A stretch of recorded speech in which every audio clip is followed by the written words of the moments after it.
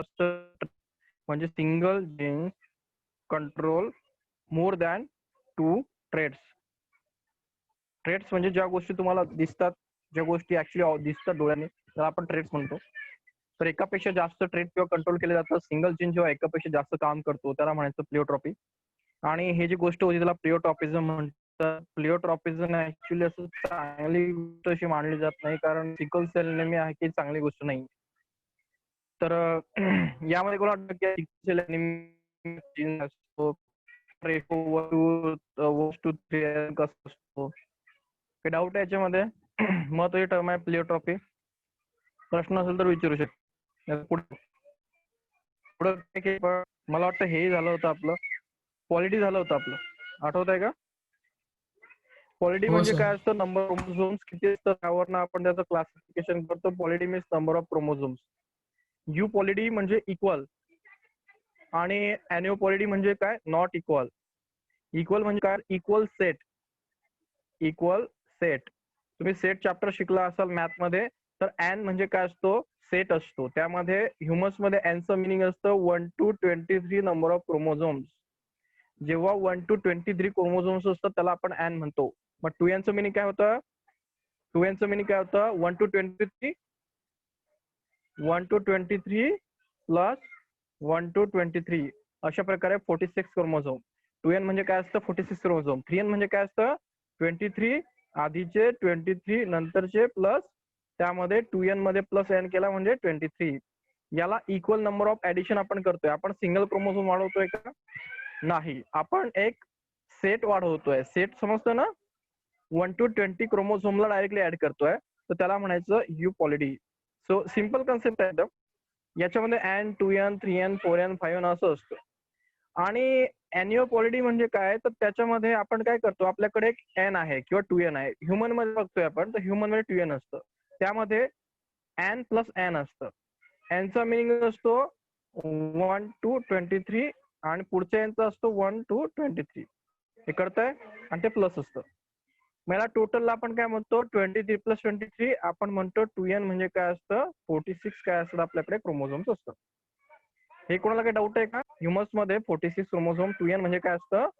n plus n. एका n चं meaning असतं 23. बोला, क्वेश्चन असेल तर विचारा यामध्ये. याला सर मला याच्यामध्ये काही क्वेश्चन आहे? नाही नाही सर. डाऊट कोणाला याच्यामध्ये? नाही. चला पुढे जाऊ आपण. यू म्हणजे काय? तर हायपो म्हणजे काय? तर 2n म्हणजे काय असतं? 46 असतं. तर 46 पेक्षा हायपो करायचं म्हणजे क्रोमोझोम कमी करायचे. आणि हायपर म्हणजे काय करायची? वाढवायची. मग 26 मधनं जर मला एक क्रोमोझोम कमी करायचं असेल तर मी असं लिहितो 2n मायनस 1. म्हणजे याचा मिनिंग असतो 46 मायनस 1. त्याचा आन्सर येतं 45. त्याचा आन्सर 45. मग जेव्हा हा 1 क्रोमोझोम सेट नाही, एक सिंगल कमी केला जातो, तेव्हा त्याला म्हणायचं मेसोमॅसोमी. आणि जेव्हा हे 2n मायनस 2 केलं तर 46 मायनस किती होतं ते? 44. त्याला म्हणायचं नलसोमी. कळतंय? नलसोमी म्हटलं म्हणजे लक्षात ठेवायचं किती किती क्रोमोझोम्स आहेत? 44 ह्युमन्स मध्ये. जेव्हा आपण हायपर म्हणणार तर 2n हे तर नॉर्मल झालं, 46 हे नॉर्मल झालं. त्यामुळे ट्रायसोमी म्हणजे त्यामध्ये n प्लस 1 करायचं म्हणजे 46 पण 1 करायचं, म्हणजे आन्सर काय येणार? 47. तर 46 जेव्हा 47 जेव्हा ह्युमनच्या सेलमध्ये असतात त्याला ट्रायसोमी म्हणतात. 48 म्हणजे काय? तर सिंपल आहे. 2n म्हणजे काय असतं? 46 असतं, त्यात प्लस 2 करायचे, प्लस 2 करायचे, 48 होतात. याला म्हणतात टेट्रासोमी. कळालं? हे 46 पेक्षा वाढतायत, हे 46 पेक्षा कमी होत आहेत. 46 पेक्षा मोनो म्हणजे एक कमी झाला तर नलोसोमी, याला मोनोसोमी म्हणतात. नलोसोमी म्हणजे 2 असतात. ट्रायसोमी म्हणजे 1 वाढतो, टेट्रासोमी म्हणजे 2 वाढतात. कळालं हे? -1, -2, +1, +2 अशा प्रकारचं आपल्या 46 मध्ये जेव्हा होतं तेव्हा त्याला एनिओपॉली म्हणतात. आणि काय होतं, कधी कधी असं नाही होत, कधी कधी असं होतं की आपल्या 46 मध्ये टोटली काय होतं, कधी कधी n वाढतो. काय वाढतो? n वाढतो. त्याला काय म्हणतात? म्हणजे आधी 2n वाढतो आपण 3 मध्ये मिनिंग तो 23 प्लस हे आधीची 40 म्हणजे 20. आता इथे 3 हा 2n चा 3 आला म्हणजे त्याला 2n चा 3 होणं म्हणजेच काय होणं त्यात n ऍड होणं. n ऍड होण्यामध्ये यामध्ये फरक आहे. 2n plus 1 म्हणण्यामध्ये 2n minus n म्हणण्यामध्ये फरक आहे. 2n प्लस 1 चा आन्सर काय येणार आहे 47 आणि 2n प्लस n चा आन्सर काय येणार आहे 46 प्लस 23 किती आन्सर येणार आहे 9 आणि किती येणार आहे करेक्ट का?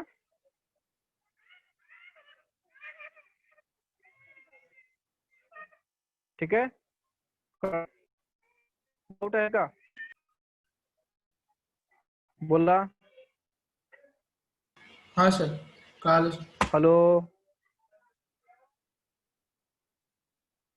प्रश्न विचारा. मी पॉलिटी संपवतोय. पॉलिटीच्या मध्ये फक्त तुम्हाला ट्री डायग्राम मला एक्सप्लेन करायचं होतं. लक्षात ठेवायचं ploidy means it is a number of chromosomes. Exact number of क्रोमोझोम्सला आपण पॉलिटी मध्ये बेसिक पॉलिटी मध्ये स्टडी करतो. त्यामध्ये यू पॉलिटी म्हणजे काय असतं euploidy means when chromosome numbers are increases in set. Set म्हणजे काय एन, याला सेट म्हणतात. एन 2n 3n 4n ही सिरीज आहे. आणि जेव्हा यू पॉलिटी म्हणजे काय त्याच्यामध्ये क्रोमोझोम्स प्लस मायनस होतात आणि यू पॉलिटी मध्ये एन प्लस मायनस होतो आणि इथे 1 प्लस 2 प्लस म्हणजे क्रोमोझोम्स प्लस मायनस होतात. चला ठीक आहे ते अजून आपण पुढे शिकू.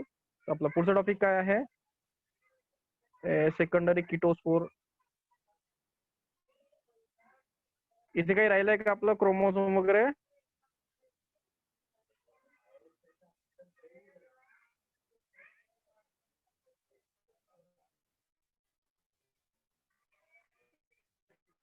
हॅलो, हाँ सर.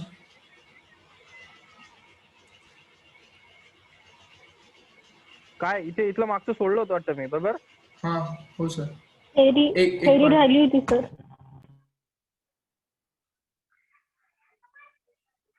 कारण का सोडलं होतं कारण मी जस्ट 10 मिनिटापूर्वी बघितलं. मी ज्या दिवशी तुमचं लेक्चर असतं त्या दिवसाच्या आधी एक इमेज डाउनलोड करून ठेवतो आणि ती आता मी सकाळी एडिट केली. म्हणजे माझ्या माहितीप्रमाणे एडिटेड इमेज ही आहे. एडिटेड इमेज ही आहे म्हणजे हे मी शिकवलेलं नाहीये. करेक्ट. म्हणजे हे बाकी आहे. हे काय आहे क्रोमोझोमल थिअरी तुमची बाकी आहे याचा अर्थ. क्रोमोझोमल थिअरी तुमची बाकी आहे. मी मध्येच काही डाऊट चेंज केला होता. Chromosomal theory of inheritance. Okay, chromosomal theory of inheritance. Okay, chromosomal theory आपली एडिटेड शॉर्टकट मध्ये तिथे थिअरी म्हणून सोडलं असेल मी. शॉर्टकट शोधला मी. शॉर्टकट इमेज आहे. शॉर्टकटला बघू आपण. रोटेट होतं का रे? ओके, चला बघा आता इथे क्रोमोझोमल थिअरी मी शॉर्टकट मध्ये तिथे एक मला इमेज मिळाली एक चांगली तर मी ते कॉपी पेस्ट करून टाकतो.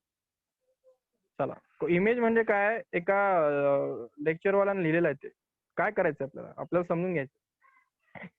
तर आपल्याला क्रोमोझोमल थिअरी शिकायची आहे तर इनहेरिटन्सची. तुम्हाला असं विचारलं जाऊ शकतं तर chromosomal theory of inheritance. Chromosomal theory म्हणजे काय कोणाची थिअरी क्रोमोझोमची थिअरी. क्रोमोझोम ऑलरेडी आपण 10 वेळा डिस्कस केलेला आहे.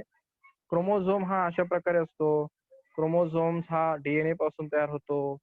ते वेगळं गोष्ट. आपल्याला एक थिअरी बघायची. थिअरी म्हणजे त्याचं हिस्ट्री थोडंसं किंवा त्यात काय झालं.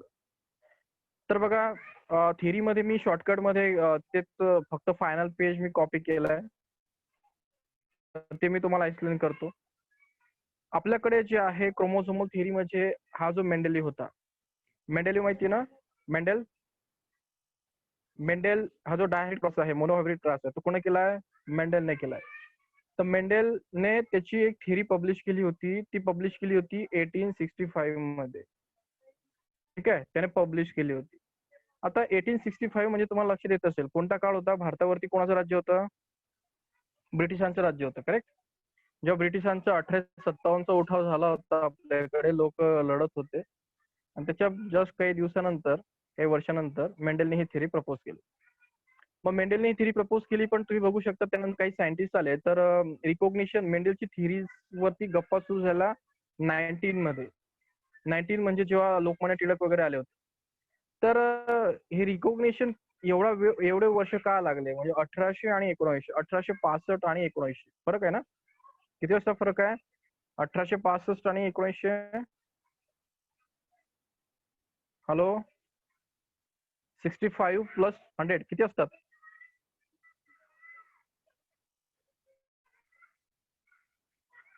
जांभरे हा सर. ऐकू येते का पण तुम्हाला? मला एक ऐकू येतंय सर. तुमचा आवाज असा मध्येच निघून जातोय. आता पण गेला. एकदम शांत दिसतंय, सर्व ऑफ आहेत. जरा जागा चेंज करतो. मला एकदमच शांत शांतता वाटते. नाही सर, आहे रुको सर. रुको मैं जरा चेंज करतो. हो. हा मग जरा पोझिशन चेंज करू द्या मला. जरा चांगला इंटरनेट कनेक्शनला येऊ द्या. सर ती इमेज हलवता का जरा? सर ती इमेज आम्हाला Image का? वाकडी दिसते. उलटी दिसते. हा उलटी दिसते सर ती. आता बघा बरं कशी काय दिसते तर. तशीच हे बघा आता आहे का? आता आली का? आता बरोबर दिसते. नाही सर, तशीच झाली सर परत. तशीच झाली सर परत. सर ती आम्हाला हॉरिझॉन्टल दिसतीये आणि फोन व्हर्टिकल आहे. ओके असं होतं का? ठीक आहे. आता बघा. हा सर, आता बरोबर दिसते. ठीक आहे. तर आपण शिकतोय क्रोमोझोमल थिअरी शिकतो आहोत. तर क्रोमोझोमल थिअरी मध्ये महत्त्वाचा पॉईंट आहे की 1865 ला मेंडेलिव्हने, ठीक आहे, मेंडेल जो होता तर मेंडेलने एक थिअरी प्रपोज केली होती. तर ती थिअरी आपल्याला माहिती आहे, लॉ ऑफ डॉमिनन्स वगैरेच्या बाकीच्या गोष्टी. तर त्या थिअरीला रिकॉग्निशन मिळालं नव्हतं, कारण तेव्हा मेंडेल जेव्हा वर्क करत होता तेव्हा आधी जिनेटिक्सवरती कोणीच वर्क केलं नाही. तर फादर ऑफ जो जिनेटिक्स आहे तो हाच. त्यामुळे याच्या आधी कोणीच वर्क केलं नव्हतं. याच्या नंतरही भरपूर लोकांनी वर्क केलं नाही. तर 65 म्हणजे किती? 70 म्हणजे त्याच्यामध्ये 5 इयर्सचा काय गेला? गॅप गेला. 35 इयर मध्ये कोणीच डिस्कशन केलं नाही की काय असतं किंवा हे जिनेटिक्स काय असतं. त्यानंतर 1900 म्हणजे 19th सेंचुरीमध्ये जेव्हा त्याचा मेंडेलिव्हच्या वर्कवरती थोडे लोक वर्क करायला लागले की काहीतरी आहे, हे काहीतरी जिनेटिक्स असतं. आणि 1902 मध्ये काय झालं की तिथे एक 2 सायंटिस्ट होते, सुटान आहे आणि बोवरी. हे जे 2 सायंटिस्ट आहे यांनी त्याच्या वर्कवरती काय केलं? काम सुरू करायला सुरुवात केली. म्हणजे त्याने काय केलंय किंवा जिनेटिक्स काय असतं, हे 2 मत सायंटिस्ट आहे की याने पोस्ट मेंडेलियन एरामध्ये वर्क केलेलं आहे. ठीक आहे, सुटान आणि बोवरी. तर हे यांनी वर्क केलं का केलं त्याच्यामध्ये थोडीशी हिस्ट्री अशी आहे की तेव्हा यांनी जेव्हा वर्क सुरू केलं तेव्हा आपल्याकडे मायक्रोस्कोप आले होते. ठीक आहे, म्हणजे मायक्रोस्कोप आपल्याला कळालं होतं. मायक्रोस्कोप मध्ये हे कळालं होतं की क्रोमोझोम्स असतात, सेलमध्ये क्रोमोझोम्स असतात. म्हणजे सुटान आणि भोवरी यांना काहीतरी डेटा होता की हा जो जेनेटिक म्हणतोय, काहीतरी फॅक्टर म्हणतोय. तर ते फॅक्टर म्हणजे त्याला सांगता येत होतं का? आता जेव्हा हा म्हणायचा की फॅक्टर असतं ते वडिलांकडनं पॅरेंटकडनं डॉटरकडे जातं, तर फॅक्टर दिसायचं का? नाही. तर त्याला ते प्रूव्ह करण्यासारखं नव्हतं ना. पण या सुटान आणि यांनी जे आहे त्यांना ते ऍक्च्युअली तिथे स्टडी झाल्यामुळे की सेल्स मध्ये काहीतरी असं असतं, क्रोमोझोम नावाचं असतं, आणि त्याच्यामुळे पुढे क्वालिटी काय होतं? ट्रान्सफर होतात. तर त्यांच्याकडे ऍक्च्युली प्रॅक्टिकल रिलेव्हन्स होतं. ऍक्च्युली इथे काम सुरू झालं कारण इथे मायक्रोस्कोप आला होता, क्रोमोझोम दिसला होता. मग तिथे जीन्स वरती काम सुरू झालं. त्यांनी जीन्स, त्यांना एक नाव, हे सुटानने त्यांनी जीन्स नाव डेव्हलप केलं. तर या इथून त्याचं वर्क होतं त्याच्या वर्कला रिकॉग्निशन मिळालं आणि यांनी त्याच्यावरती वर्क केलं. तर कळाली थोडीशी हिस्ट्री काय मॅटर आहे? तर हिस्ट्री कळाली का हा हो सर. माधवी? हो पुढं सर. आता तुम्हाला दुसरे 2 सुटान आणि भोवरी दिसत आहे. त्याच्यानंतर बघा, आता हा मेंडेल होता आणि हे सुटान. तर मेंडेलने थिअरी कधी मांडली होती? 1865 ला. आणि सुटानने थिअरी कधी पब्लिश केली? दोघं सायंटिस्टनी 1902 ला. आता याची थिअरी ही 35 इयर्स काय होती? ओल्ड होती. आणि याची थिअरी न्यू थिअरी होती. आता दोघं थिअरींचं आपण काय शिकतो आहे? Chromosomal theory. म्हणजे क्रोमोझोम कशा प्रकारे जनरेट झालेत किंवा सुटानने काय केलं, मेंडेलने काय केलं, याला आपण ते थिअरी मांडतो. मग हे क्रोमोझोमल थिअरीमध्ये मेंडेलने काय मांडलं आणि सुटानने काय मांडलं, हे तुमचे मेन पॉईंट आहेत. मग ते शॉर्टकट मध्ये मी बुक बघशा मला एक आवडलं, मी ते तिथूनच कॉपी पेस्ट केलं. तेव्हा मेंडेलने काय स्टडी केलं होतं? तर मेंडेलने स्टडी केलं होतं की फॅक्टर्स असतात. त्याला काय सांगलं होतं? फर्स्ट जनरेशन पासून सेकंड जनरेशन कडे काय जातात? फॅक्टर जातात. मी मागे डेफिनेशन मध्ये म्हटलं होतं की मेंडेल हा फॅक्टर एक फॅक्टर असतो की तो वडिलांकडनं डॉक्टरकडे जातो, असं तो म्हणायचा. कारण त्याला जीन्स हा कन्सेप्ट नंतर आला, क्रोमोझोम नंतर आले. मग तो म्हणायचा फॅक्टर असतात ना, हे फॅक्टर पे मध्ये असतात. म्हणजे एक फॅक्टर असतो तो कॅपिटल असतो, एक फॅक्टर बुटका असतो. हा मोठा फॅक्टर जर ह्या हे बघा हे प्लांट आहे, हे पॅरेंट आहे. आणि तो मेंडेलिव्ह असं म्हणायचा की फॅक्टर असतात. म्हणजे याच्यामध्ये दोघंही फॅक्टर हे डॉमिनंट आहे, याच्यात दोघंही फॅक्टर रेसेसिव्ह आहेत. यातला डॉटर मध्ये डॉमिनंट फॅक्टर आला, इथून एक रेसेसिव्ह आला. हे दोघं फॅक्टर आता डॉटर मध्ये आले, म्हणजे नेक्स्ट जनरेशन मध्ये. त्यातला डॉमिनंट फॅक्टर हा काय दाखवणार, आपली क्वालिटी दाखवणार आणि ते पेअर मध्ये असणार. आणि त्याला तो म्हणायचा ॲली म्हणायचा. म्हणजे दोन फॅक्टर जेव्हा एकत्र राहायचे त्याला तो ॲली म्हणायचा. त्यातला एक डॉमिनंट आणि रेसेसिव्ह असं तो म्हणायचं. मग आपण मेंडेल शिकताना तुम्हाला ॲली का म्हणायचो, यांना ॲली म्हणायचं आणि याला फॅक्टर म्हणायचं की हे फॅक्टर दुसऱ्या गोष्टीत जाणार आहे. आणि याला तो डॉमिनंट फॅक्टर म्हणायचा, याला रेसेसिव्ह फॅक्टर म्हणायचं. कळतंय? मेंडेल हा फॅक्टर आणि फॅक्टर एकत्र राहायचे त्याला ॲली म्हणायचं, की ते दोघं ॲली म्हणजे काय, मित्र, सोबत काम करणारे, त्याला ॲली म्हणतात. तर असं मेंडेलचं म्हणणं होतं की जनरेशन कडून दुसऱ्या जनरेशन फॅक्टर ट्रान्सफर होतात आणि ते पेअर मध्ये होतात. म्हणजे आता हे फर्स्ट जनरेशन होतं, हे सेकंड जनरेशन, नवीन जनरेशन तयार झालं. त्याच्यामध्ये हाईट साठी एक फॅक्टर, दोन फॅक्टर आलेत, पण ते पेअर मध्येच आहेत. त्याच्या वडिलांमध्ये पेअर मध्ये होते, त्या मम्मीमध्ये पेअर मध्ये होते, डॉटर मध्ये पेअर मध्येच आहेत. या दोघांना ॲली म्हणायचं. आणि हा डॉमिनंट फॅक्टर ना रेसिव्ह फॅक्टर. मला वाटतं भरपूर डिस्कशन आपलं झालेलं आहे. तर दुसरी गोष्ट झाली, ही झाली मेंडेलची. आता सुटन आणि बोरीने काय म्हटलं, तर त्यांनी रिसर्च केलं आणि त्यांनी सांगितलं the chromosome which have genes on the factors are आणि पेअर. आता हा काय म्हणायचा की इथे क्रोमोझोम्स आहेत. म्हणजे जसं हा म्हणायचा की आपलं याचं म्हणणं होतं की फॅक्टर हे दोन असतात, असे फॅक्टर आणि ते पेअर मध्ये असतात. सुडांचं म्हणणं होतं की आपल्याकडे फॅक्टर नाही पेअर मध्ये असतात, तर असतातच, पण असे दोन आपल्याकडे क्रोमोझोम्स असतात, तेही पेअर मध्येच असतात. म्हणजे आपल्याकडे 1 to 23 अशा क्रोमोझोमच्या काय असतात, पेअर असतात. हे दोघंही क्रोमोझोम आपल्या बॉडीमध्ये क्रोमोझोमच्या काय असतात, पेअर असतात. मग त्याने सांगितलं आपल्याकडे क्रोमोझोमच्या पेअर असतात आणि त्याच्यावरती जीन्स असतात आणि जीन्स ही काय असतात, पेअर मध्ये असतात. समजतं आहे? म्हणजे हा जो क्रोमोझोम आहे, हा एक क्रोमोझोम आहे, हे दोघेही काय असतात, पेअर मध्ये असतात. असं कोणी सांगितलं? या सुटानने सांगितलं. आणि त्याच्यावरती ते जीन्स आहे तेही पेअर मध्येच असतात. मग जीन्स डॉमिनेट असेल का रेसेसिव्ह असेल ते नंतरची गोष्ट. परंतु याने जसं म्हटलं होतं कॅपिटल टी स्मॉल टी, हे capital T small T chromosome वरती असे बसलेले असतात आणि हे ज्या ठिकाणी बसलेले असतात ते दोघंही क्रोमोझोम काय असतात, पेअर मध्येच असतात. आणि ह्या अशा दोन सारख्या क्रोमोझोम्सला आपण होमोलागस क्रोमोझोम म्हणतो. होमोलॉगस म्हणजे काय, आपल्याकडे 1 to 23 जे पेअर आहेत त्यांच्यातले सारखे दिसणारे क्रोमोझोम एका पेअर मध्ये असतात. बुटक्यांमध्ये, मिडल मध्ये, छोट्यांमध्ये. तर ही एक होमोलॉगस पेअर आहे, ही एक होमोलॉगस पेअर आहे, ही एक होमोलॉगस पेअर आहे, ही असं बुटका असं होत नाही की यासोबत हा बुटका आहे, असं होत नाही. हा बुटका सोबत राहणार, हा मोठा सोबत राहणार, ही पेअर असणार. ही क्रोमोझोमची पेअर आहे, याचा काहीतरी नंबर असतो 23, 40 पेअर. याला होमोलॉगस म्हणतात. कॉन्सेप्ट कळाला? कॉन्सेप्ट करतो आहे का? हो सर, कळतंय. हो सर.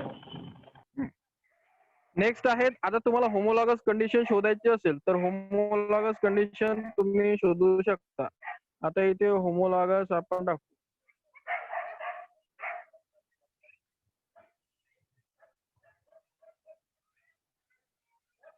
आता जेव्हा होमोलॉगस क्रोमोझोम तेव्हा तुम्ही शोधता तेव्हा तुम्हाला असं दिसतं, याला होमोलॉगस क्रोमोझोम्स म्हणतात. म्हणजे क्रोमोझोम्स हे सारख्या हाईटचे असतात. दिसतंय तुम्हाला? याला होमोलॉगस क्रोमोझोम्स म्हणतात. हे बघा, हाईटही सारखी आहे, सर्व सारखे. ठीक आहे? हे बघा, हे दोन होमोलॉगस क्रोमोझोम्स आहेत, हे दोन होमोलॉगस आहे, हे दोन होमोलॉगस आहेत. दोघांच्या हाईट वेगवेगळ्या आहेत. ठीक आहे? तर क्रोमोझोम असे असतात. चला पुढे आल्यावरती आपण पुन्हा डिस्कस करू आपल्या मेन टॉपिक. तर सुटॉनचं आणि ब्रोरीचं म्हणणं होतं फक्त फॅक्टर गप्पा नाही असत, इथे क्रोमोझोम सापडलेत. म्हणजे त्या सुटानला अशा प्रकारे क्रोमोझोम सापडलेत. त्यांनी सांगितलं ही पेअर मध्ये असतात. हे दोघंही पेअर मध्ये असतात.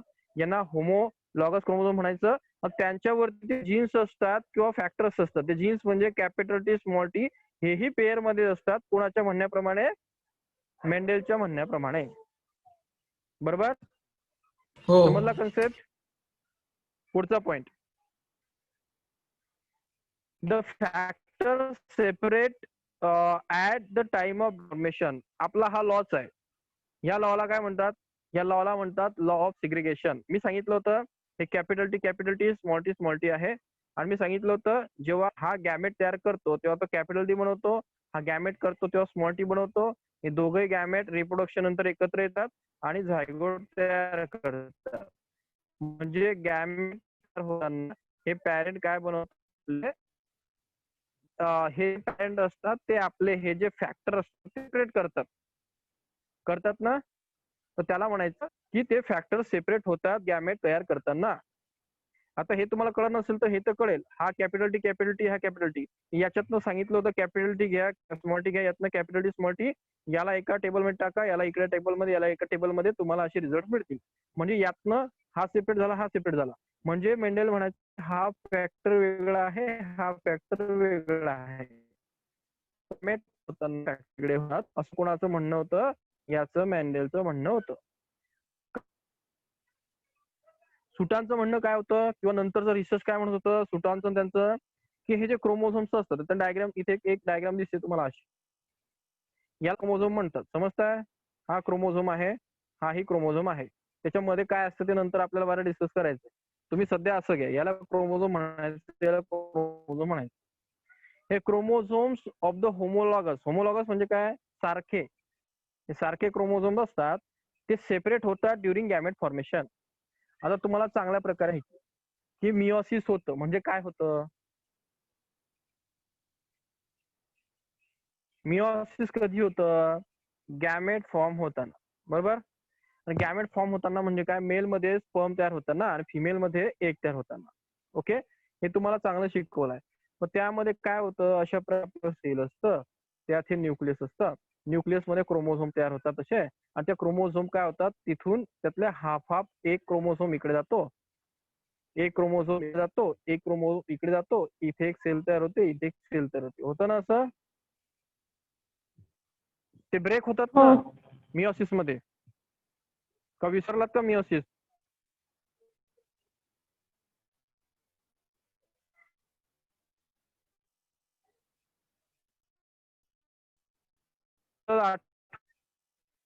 इंटरनेट कनेक्ट करा.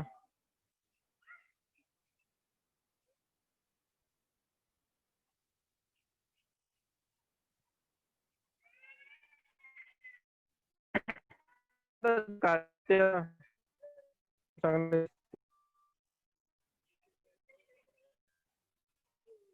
थांबा जरा, थोडस वेळ येतोय तो.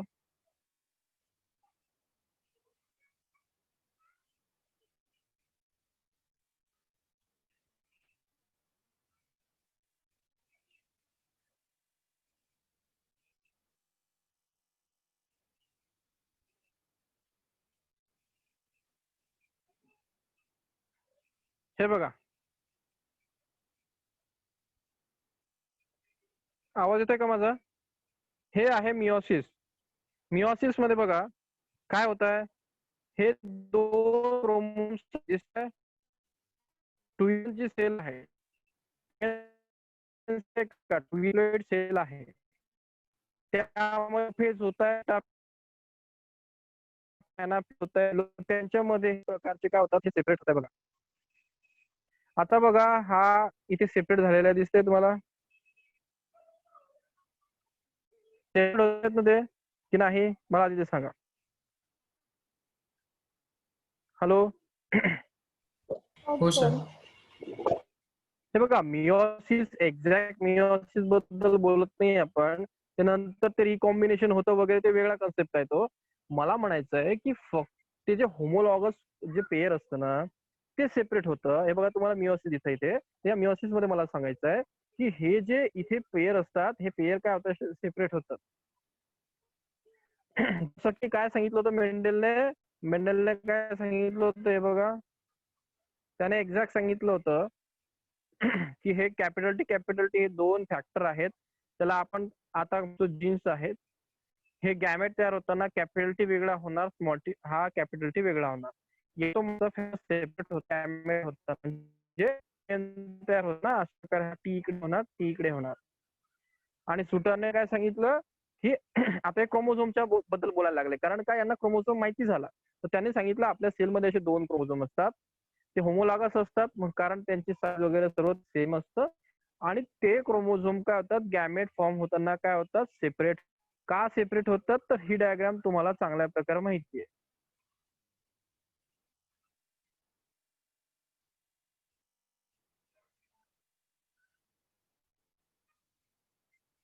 आठवते का? इथे एक पोल असतो, इथे एक पोल असतो.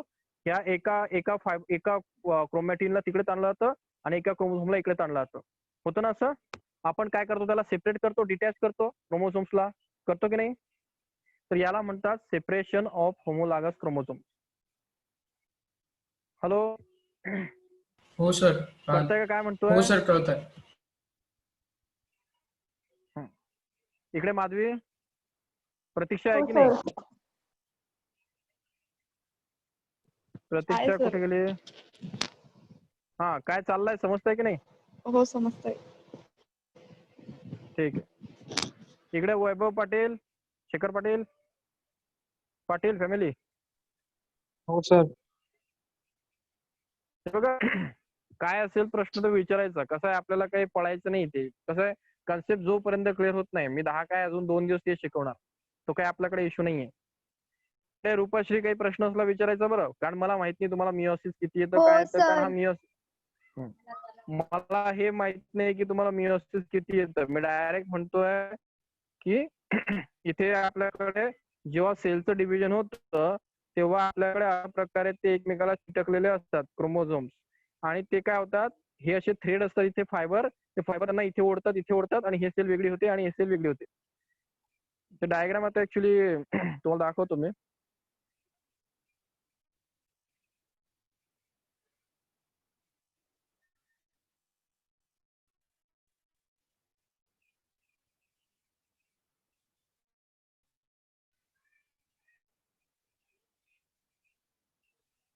काय माहिती, हे बघा टी तर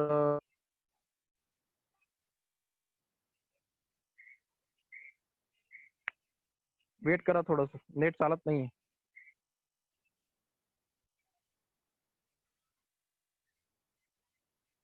हे बघा, ही डायग्राम प्रत्येकाला चांगली माहिती आहे. या डायग्राम मध्ये बघा, हे इथे ह्या ताणले जातात. आधी ते अशा प्रकारे असतात एकमेकाला जॉईन झालेले असतात, असे असतात ते आधी. पण यातला एक ह्या साईडला ओढला जातो, ह्या साईडला ओढला जातो आणि ते असा इथे याच्या सोबतचा एक इथे आहे, एक इथे आहे आणि इथून सेल काय होतं ब्रेक होतं. तर अशा प्रकारच्या मेकॅनिझम मध्ये आपण काय म्हणतो की ते काय होतात क्रोमोझोम सेपरेट होत आहे. तर गॅमेट फॉर्म होताना आपल्या बॉडीमध्ये जे सेम क्रोमोझोम असतात, ज्यांची हाईट सेम असते, ज्यांना आपण होमोलॉगस म्हणतो, अशा प्रकारे त्यातला एक सेपरेट होतो, दुसरा सेपरेट होतो. जसं की आपल्याकडे हा मेंडेलिव्हने सांगितलं होतं फॅक्टर सेपरेट होतात. आणि क्रोमोझोम सेपरेट होतात म्हणजे कोण होतं, तर ह्या क्रोमोझोम वरतीच काय असतात आपले जीन्स बसलेले असतात. हा सेपरेट म्हणजे काय, तर हा गॅमेट सेपरेट होताना याच्यावरचा जीन्स इकडे, याच्यावरचा जीन्स इकडे. मग तो हा कॅपिटल टी असतो इथला जीन्स आणि इथला स्मॉल टी असतो. मग कॅपिटल टी इकडे, स्मॉल टी इकडे. म्हणजे जसं आपल्याला मेंडेलिव्हने म्हटलं होतं, मेंडेलने, तसंच आपल्या क्रोमोझोम्स मध्ये होतं, जे सुटानने प्रूव्ह करून दाखवलं. कळालं? Third point, Alice on factors assort independently.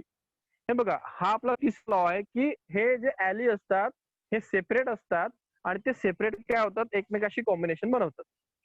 हा आपला तिसरा लॉ आहे, लॉ ऑफ इंडिपेंडंट असॉर्टमेंट. म्हणजे एक्झाम्पल की आता आपल्याकडे कॅपिटल टी स्मॉल टी आहे आणि असं कॅपिटल टी आहे किंवा अशा प्रकारे नाही. लॉ ऑफ असॉर्टमेंट आपल्याला असं करावं लागेल, राऊंड शेपचं सीड आहे आणि हे रिंकल आहे आणि येलो आहे आणि हे ग्रीन आहे.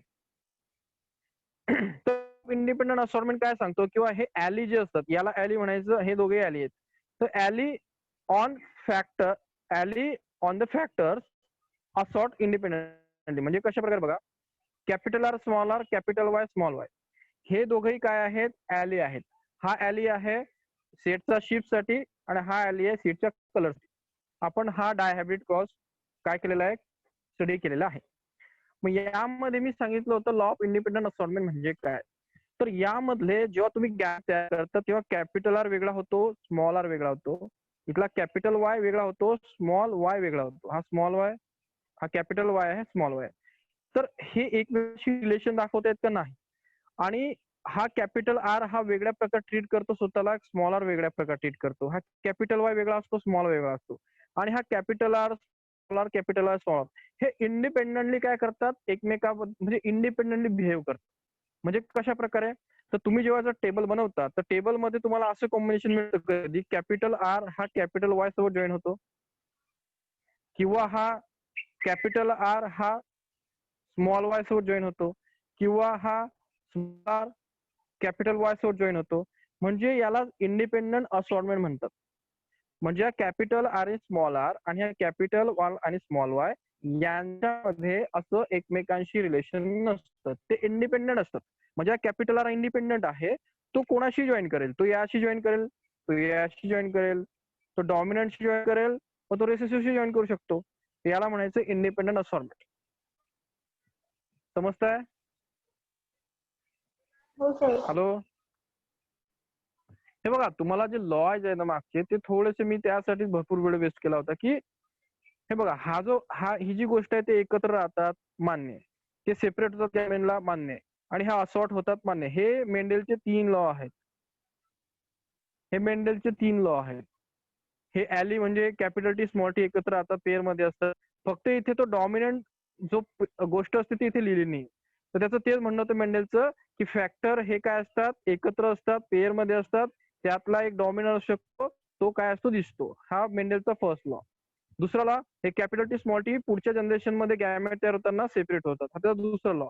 तिसरा लॉ, हा कॅपिटल टी स्मॉल टी जेव्हा दुसऱ्या सोबत काहीतरी कॅपिटल स्मॉल हे 2 कॅरेक्टर असतील तर हे जेव्हा सेपरेट होतात तेव्हा कॅपिटल टीचं ह्या स्मॉल टीशी रिलेशन असतं, किंवा तो या मोठ्या आर सोबतच गेला पाहिजे याच्याशी रिलेशन असतं, तो कोणासोबतही जाऊ शकतो. याला इंडिपेंडंट असॉर्टमेंट म्हणतात. लॉ क्लिअर होतोय का? इंडिपेंडंट असॉर्टमेंट हा लॉ भरपूर लोकांना समजतच नाही. हा लॉ भरपूर लोकांना इंडिपेंडंट असॉर्टमेंट समजतच नाही. पुन्हा सांगू एकदा, इंडिपेंडंट असॉर्टमेंट समजलं का? हे फॅक्टर, त्याचं म्हणणं होतं मेंडेलचं, हे जे फॅक्टर असतात हे आली. हा बोला, प्रश्न विचारा का सांगू का? ओके. हे बघ, मेंडेलला म्हणणं होतं मेंडेलला की हे जे फॅक्टर असतात, फॅक्टर म्हणजे कॅपिटल टी किंवा कॅपिटल टी स्मॉल टी, हे पुढच्या जनरेशन जाताना इंडिपेंडेंटली बिहेव करतात. इंडिपेंडेंटली काय करतात, बिहेव करतात. म्हणजे कसे करतात, तर मी तुम्हाला डायहायब्रिड क्रॉसचं एक्झाम्पल दिलं की राऊंड शेप आहे आणि रिंकल शेप आहे, येलो कलर आहे आणि हा काय आहे, ग्रीन कलर आहे. हे जेव्हा पुढच्या जनरेशन जातात तेव्हा ह्या राऊंड हा डोमिनंट, हा कॅपिटल आर डोमिनंट आहे, हा कॅपिटल वाय डोमिनंट आहे, हा रेसेसिव्ह आहे आणि हा रेसेसिव्ह आहे. तर याच्यामध्ये डॉमिनंट सोबतच गेला पाहिजे असं काही मिनिंग नाहीये, असं मेंडेल म्हणायचं. डॉमिनंट हा रेसेसिव्ह सोबतही जाऊ शकतो, तो इंडिपेंडंट आहे. याला म्हणायचं इंडिपेंडंट असॉर्टमेंट. हा आर हा काय आहे, टोटली वेगळा आहे, हा स्मॉल आर वेगळा आहे, हा कॅपिटल वाय वेगळा आहे, स्मॉल. हा आर याच्या सोबतही जाऊ शकतो, याच्या सोबतही जाऊ शकतो. ठीक आहे. आणि तो स्मॉल आर सोबत तर आहेच ना, हा स्मॉल आर सोबत तर आहेच की नाही. मग तो याच्यासोबत जाऊ शकतो की याच्यासोबत, तो हे बघत नाही की पुढचा डॉमिनंट आहे किंवा पुढचा रेसिस्टिव्ह आहे, की मी डॉमिनंट आहे, फक्त डॉमिनंट कॅपिटल वाय सोबत राहायला पाहिजे, मी कॅपिटल स्मॉल वाय सोबत जायला नको. तर मेंडेल म्हणायचं की हे जे फॅक्टर असतात ते इंडिपेंडंट असतात, ते डॉमिनंट रेसेसिव्ह काहीही कॉम्बिनेशन कोणाशी बनवतात. सिंपल मिनिंग मध्ये डॉमिनंटशी मॅच करेल असं काही संबंध नाहीये, तो रेसेसिव्हशीही करतो, रेसेसिव्ह डॉमिनंटशी करतो, किंवा रेसेसिव्ह सोबतही करतात. म्हणजे इथे बघा हा कॅपिटल आर कॅपिटल वाय सोबतही जॉईन करतो किंवा स्मॉल वाय सोबतही जॉईन करतो. हे झालं त्यांचं रेग्युलर. पण हा कॅपिटल आर जेव्हा स्मॉल वाय सोबत करतो तेव्हा त्याचं हे झालं डिफरंट. तर ते कशा प्रकारेही एकमेकाशी जॉईनिंग करू शकतात कारण ते इंडिपेंडेंट आहे. त्यांचं एकमेकाशी काही रिलेशन लागत नाही. ते स्वतः इंडिपेंडेंट असतात. तो डॉमिनंट सोबत जावो का तो रेसिसिव्ह सोबत जावो, प्रश्न संपला. याला म्हणायचं मेंडेलचा लॉ ऑफ इंडिपेंडंट असॉर्टमेंट. मला वाटतं कळालं असेल. आता सुटॉनचं काय म्हणणं होतं? सुटॉनचं म्हणणं होतं हे जे क्रोमोझोम असतात ते होत देमसेल्फ इंडिपेंडेंटली. म्हणजे जसे आपल्याकडे हे फॅक्टर्स इंडिपेंडेंटली वेगळे होतात तसे हे क्रोमोझोमही काय होतात इंडिपेंडेंटली वेगळे होतात. एक्झाम्पल बघा इथे एक डायग्राम एक काढलाय तुम्हाला. हे बघा एक अशा प्रकारचा एक क्रोमोझोम आहे. याच्यावरती हा हे बघा हा एक क्रोमोझोम आहे, हा एक क्रोमोझोम आहे. हे होमोलॉगस क्रोमोझोम्स आहेत. हा एक क्रोमोझोम आहे, हा एक क्रोमोझोम आहे. हाही होमोलॉगस क्रोमोझोम आहे. हे दोघांचं पेअर वेगळं आहे, दोघांचं पेअर वेगळं आहे. समजतंय? मग याच्यामध्ये काय होतं की याच्यामधला हा कॅपिटल ए, ठीक आहे, हा डॉमिनंट आहे आणि हा याच्यातला कॅपिटल बी हा रेसिसिव्ह आहे. जर तुम्ही मेंडेलच्या म्हणण्यानुसार म्हणणार तर तो असं लिहितो, याला म्हणतो हे दोन फॅक्टर आहेत आणि हे दोघंही ॲली आहेत. एला डॉमिनंट म्हणायचं, बी ला रेसिसिव्ह म्हणायचं. मग आणि हा इथे कॅपिटल बी आहे, सॉरी हा खाली असेल ना, एच्या अपोजिट स्मॉल आहे, कॅपिटल बीच्या अपोजिट स्मॉल. हा याला तुम्ही असं लिहू शकता. तर मेंडेलच्या हे एक्झाम्पल 16 आपण आपल्या एक्झाम्पल मध्ये लिहू. हा राऊंड शेपचा जीन्स आहे एका क्रोमोसोम वरती, हा रिंकल शेपचा आहे. हा इथे आहे, हा येलो कलरचा जीन्स आहे.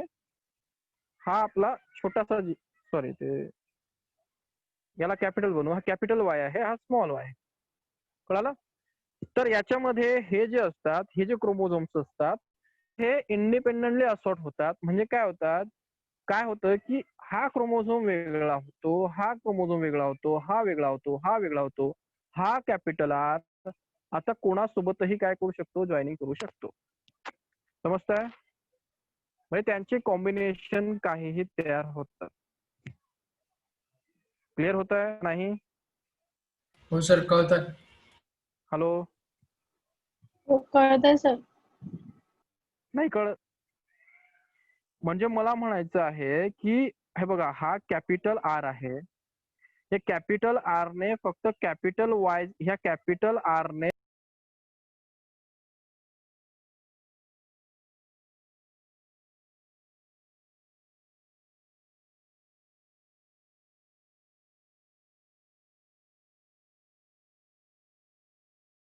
राऊंड शेपने फक्त,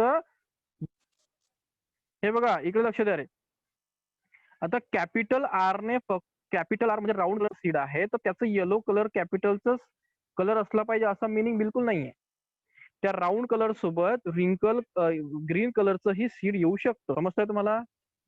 मला करायचं काय आहे, प्रत्येकाला मी चॅप्टर वाटून देतोय.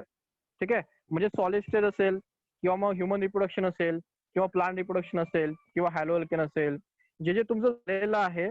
तर आता रिसेंटचं घ्या, म्हणजे ह्युमन रिप्रोडक्शन तुमचं झालंय किंवा सॉलिड स्टेट झालाय.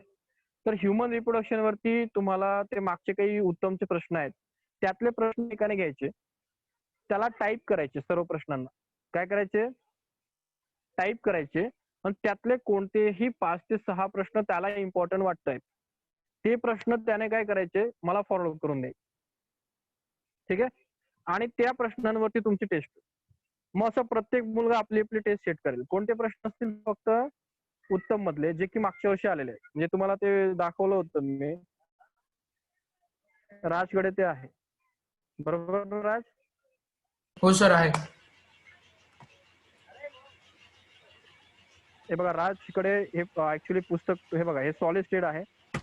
तर सॉलिड स्टेटची सुरुवात मला वाटतं राजच करणार. तर तुम्हाला इथे दिसतंय भरपूर प्रश्न इथे. हो या प्रश्नातले तुम्हाला जे वाटतात किंवा हे बघा हे जे सॉल्व्ह केलेले प्रश्न आहेत ना बघा, हे यातले आपल्या सिलेबसचे कोणते आहेत आणि तुम्ही त्यातला पेपर सेट करायचे की मुलांना हे येईल, हो सर. जमू ओके. शकतं किंवा इम्पॉर्टंट आहे, तुम्हाला वाटतं इम्पॉर्टंट आहे. तर तुम्ही ते काय करायचं, सेट करायचं आणि मला पाठवायचं. आणि त्यामध्ये एक दोन प्रश्न द्यायचे, म्हणजे एक्स्ट्रा कोणाला प्रॉब्लेम आला तर, हम्म. आणि तो तुम्ही प्रश्न सॉल्व्ह करायचे. मग आता एकदा झांबरे सेट करणार, मग रिप्रोडक्शन झालं तर मग माधवी सेट करणार, किंवा प्रतिका मग वेगळ्या टॉपिक हॅलोवरती करणार. अशा प्रकारे तुम्ही पेपर सेट करणार आणि एक पेपर सेट करणार आणि दुसरे तो पेपर देणार. म्हणजे प्रत्येकाकडे एक चान्स असणार की पेपर सेट करण्याचा. याच्याने काय होईल की आपल्याकडे थोडस पेपरची क्वांटिटी वाढणार आणि तुमची इन्व्हॉल्वमेंटही वाढणार. जो पेपर सेट करणार आहे त्याला तर माहिती असणार की काय येणार आहे, बरोबर. असं प्रत्येकाचं एक एक पेपर लावणार आहे, तर तुमचा अभ्यासही चांगल्या प्रकारे होणार. काय म्हणणं आहे तुमचं? हो सर, चालतं. बाकीच्यांचा काय सल्ला आहे, बोला. काय वाटतं तुम्हाला? मला तुम्हाला विचारायचंय, बोला इकडे. पण सर प्रश्न माहिती होऊन जातील ना जे येणार आहेत ते. मग जो पेपर सेट करेल त्याला माहिती होऊन जातील ना. मग जर सिंपल गोष्ट आहे की त्याला माहिती असतील पण तो दुसऱ्याला सांगण्याची पॉसिबिलिटी कमी असेल ना, तो का सांगणार? दुसरा कशाला सांगणार? म्हणजे राज दुसऱ्यांना का सांगणार? राजला पुढच्या वेळेस पण लोक ते आन्सर त्याला तर सांगतील. माहिती होऊन जाईल ना. मग त्याला माहिती असू द्या ना, मग त्याला पडू द्या ना मार्क. त्याला पुढच्या वेळेस त्याला माहिती नसेल पेपर. जेव्हा माधवी सेट करणार तेव्हा त्याला माहिती आहे का? किंवा प्रतीक्षा सेट करेल तर तुम्हाला प्रत्येकाला एक वेळेस पेपर माहिती असणार.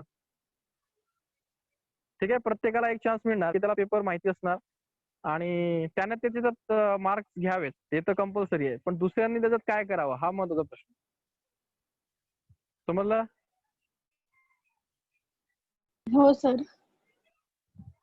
तर तुम्हाला तुमचं जे शेड्यूल आहे टेस्टचं ते हितेश सर अपडेट करून पाठवून देतील. एक एक हप्त्याला तुम्ही पेपर सेट, म्हणजे तुम्हाला एक हप्ता मिळणार. राज ह्या पेपरला सॉलिडला सेट करणार. ठीक आहे. आजचा डेट काय आहे? आजचा डेट आहे त्या संडेला. 3 सप्टेंबर. हा, तर हे बघा, तुमचं संडेला एक पेपर होणार सॉलिड स्टेट वरती, आणि सॉलिड स्टेट वरती होणार तेव्हा तो पेपर झांबरे सेट करणार. आणि त्यामध्ये त्याला रूल्स रेग्युलेशन मी टाईप करून पाठवून देणार की झांबरे काय रूल्स रेग्युलेशन, म्हणजे प्रत्येकाला ते रूल्स रेग्युलेशन येऊन जातील की तुम्ही काय फॉलो करायचंय. तुम्हाला डेटाही पाठवला जाईल की यातलेच प्रश्न तुम्हाला सिलेक्ट करायचे आणि त्यातलेच मुलांना वाचायला द्यायचे. बरोबर झांबरे? तू प्रश्न डिक्लेअर करशील की उत्तमचे एवढे प्रश्न आपल्या ग्रुपवरती टाकशील की एवढे प्रश्न आहेत, यातले तुम्हाला कोणतरी मी प्रश्न सेट करणार. करेक्ट? तू मुलांना डेटाही देणार. समजलं झांबरे? हो सर. हो सर, समजलं. हो सर, काल. हा, तर तुला तिथे त्यांना प्रश्न द्यायचे आणि प्रश्नांची काउंट, मिनिमम काउंट हा जो असणार आहे तो मिनिमम म्हणजे 10 प्रश्नांच्या खाली प्रश्न तुमच्या टेस्ट मध्ये नसायला पाहिजे. म्हणजे तू मुलांना प्रश्न देशील तर उत्तमचे तू सांगशील हे 20 प्रश्न आहेत, यातले अभ्यास करा, मी कोणते 5 टाकणार. म्हणजे मी तुम्हाला मिनिमम तुम्ही 5 प्रश्न चूज करणार. ठीक आहे. तर अशा प्रकारचं तुमचं टेस्ट होणार. तर मला वाटतं त्याच्यावरती ह्या वेळेस झांबरे एक्सरसाइज करणार, ते आपण रुटीन बनवू आणि सर्व प्रश्न तुमचे आहेत. आणि पुढच्या वेळेस जेव्हा झांबरे पुन्हा सॉलिड स्टेट वरती येईल तर तो हो. पुढच्या वेळेस ते मागचे प्रश्न नाही घेणार, त्याला चेंज करणार. तर आपण अशा प्रकारे सिस्टीम लावू की तुम्हाला त्याच्यामध्ये चांगल्या प्रकारे रेग्युलरचे प्रश्नही होतील आणि तुमचे एमसीक्यू होतील. आता काय होत आहे, 9th सर्वांचे एमसीक्यू चालू आहे. झांबरेला दिसत असेल की एमसीक्यू टेस्ट चालू आहेत ना झांबरे? हो सर. म्हणजे 8वी 9वी 10वी सर्वांच्याकडे एमसीक्यू टेस्ट चालू आहे. तुमच्या का होऊ शकत नाहीये? कारण तुमचा थोडा डेटा मोठा आहे आणि तो आपल्याला त्या टेस्ट मध्ये बसवता येत नाहीये, आपल्याला प्रॉब्लेम येत आहेत. त्यामुळे मग आम्हाला थोडा वेळ लागणार आहे एमसीक्यूच्या डिझायनिंगसाठी. ते 8, 9, 10चं वेगळं असतं, त्यांचं ते छोटंसं असतं, ते छोट्या टेस्ट ते देऊन टाकतात. पण तो मोठं तुमचं कसं असतं, तुमचे एमसीक्यू डिझाईन करा, त्याच्यामध्ये त्यांना तुमचं ते मॅथचे काही फॉर्म्युले सेट करता येत नाही लवकर, केमिस्ट्रीच्या रिॲक्शन्स ऍड करता येत नाही लवकर, प्रॉब्लेम येतात, तर वेळ लागतो. तर तोपर्यंत आपण आपल्या बोर्डला पूर्ण काय करणार, कम्प्लीट करणार. तर प्रत्येकाने ठरवायचं की सर मला एक एरिया द्यावा. तर मला वाटतं की माधवी तू बायोलॉजी घ्यावं, बरोबर. प्रतीक्षा तूही बायोलॉजी ठेवावं. झांबरे तुझ्याकडे केमिस्ट्री ठेवावं तू. ठीक आहे. हो सर. शेखर पाटील आपल्याकडे काय राहणार, फिजिक्स राहणार, तुम्ही फिजिक्स घ्यावं. राहिलं फिजिक्स मध्ये, तर फिजिक्स मध्ये शेखर पाटील आणि वैभव पाटील दोघंही काम करतील, दोघांनी सोबत काम करायचं. इकडे झांबरे केमिस्ट्री तुम्ही आणि आपले साहिल हो एकत्र सर, काम करतील. चालतं. हो. साहिल दोघांच्या सोबतीने तुम्ही काय करणार, प्रतीक्षा आणि माधवी तुम्ही दोघं करणार आणि हो. अनुजा आहे तर अनुजालाही तुम्ही ऍड करणार, तिला आपण मॅथमॅटिक्स मध्ये ऍड करू. माझ्या एरियामध्ये मग अनुजाला आपण ऍड करू, कुठे करायचं सांगा अनुजा. तुला कुठे व्हायचंय? तुझं केमिस्ट्री, तर तूही यांच्या कुठे? ग्रुपमध्ये ऍड कर. बोला. कुठेही करा सर. अनुजा तुझ्याकडे आपण काय ठेवू माहितीये का, म्हणजे त्याच्यामध्ये बायोलॉजीला आपल्याकडे 2-3 आहे. हे बघ, रूपाश्री आणि अनुजा 2 बाकी आहेत ना? Yes sir. हो हा. सर. तर रूपश्री आणि अनुजा तुमच्याकडे आपण काय ठेवू माहितीये का, तुम्हाला आपण थोडासा वेगळा पोर्शन देऊया. म्हणजे यांचे पेपर जेव्हा टेस्ट सुरू असतील तेव्हा मी तुम्हाला तुमचा रोल नंतर सांगतो की तुम्ही काय करणार. बरोबर? तुम्ही हो पेपर सर. सेट हो. करण्यापेक्षा तुम्ही थोडा वेगळं काम करणार. ठीक आहे? हो सर. पेपर सेट झांबरे आणि साहिल ग्रुपमध्ये करणार. हो. माधवी आणि प्रतीक्षा काम करणार, सोबत काम करणार. साहिल आणि वैभव पाटील आणि तो अजून एक कार्यकर्ता टाका तिकडे. कोण आहे तो? शेखर. कोण आहे? शेखर. हे सर्व तुम्ही तिघं एकत्र करून फिजिक्सचे काय ते शोधणार. मागच्या वर्षाचे प्रश्न झांबरेकडनं तुम्ही घ्या, किती प्रश्न आहेत, काय आहेत. आणि लक्षात ठेवा, तुम्हाला प्रश्न टाईप करून मला पाठवायचा आहे. काय करायचंय? टाईप करून. म्हणजे तुम्ही 5 प्रश्न पाठवणार तर ते मला टाईप केलेले असले पाहिजे. ते व्हॉट्सअपने टाईप करा का तुम्ही ते बोलून एडिट करा, टाईप करून पाठवायचे. ठीक आहे? समजलं ना? रूल समजला हो. का? तुमच्या क्वेश्चन पेपर मध्ये 4च क्वेश्चन तुम्हाला सॉल्व्ह करायचे. 4 क्वेश्चन म्हणजे इच क्वेश्चन कॅरी 4 क्वेश्चन किती टाकायचे सांगा. ठीक आहे, ते मी तुम्हाला क्वेश्चनचं नंतर लिमिट सांगतो, पण तुम्ही जे क्वेश्चन मला पाठवणार ते टाईप करून पाठवायचे. प्रत्येक हप्त्याला एका ग्रुपचा नंबर येईल, तो ग्रुप पेपर सेट करेल आणि त्याच्यावर आपण आपला सिस्टीम रन. ठीक आहे? तर थँक्यू. मग आज आता ह्या पुढच्या पेपरला सॉलिड स्टेट वरती साहिल आणि कोण आहे आपले राज, तुम्ही पेपर सेट करणार. तुम्हाला गाईडलाईन संध्याकाळपर्यंत मिळून जाणार. हम्म. आणि तुम्ही तुमचा पेपर सेट करण्याच्या आधी मुलांना हे शेअर करणार की मिनिमम 20 क्वेश्चन सेट करणार तुम्ही, की यातले प्रश्न तुम्हाला येतील. ठीक आहे? हो. तर चला, ठीक आहे मग. चलो, हो. थँक्यू.